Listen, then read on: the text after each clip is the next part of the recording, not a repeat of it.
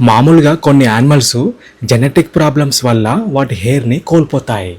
అలాగే కొన్ని యానిమల్స్ వాటి వయసు పెరిగే కొద్దీ వాటి హెయిర్ని కోల్పోతాయి. అలా హెయిర్ని కోల్పోయిన యానిమల్స్ చూడ్డానికి చాలా భయంకరంగా కనిపిస్తాయి. ఆ యానిమల్స్ ఏంటో ఈ వీడియోలో చూసేయండి.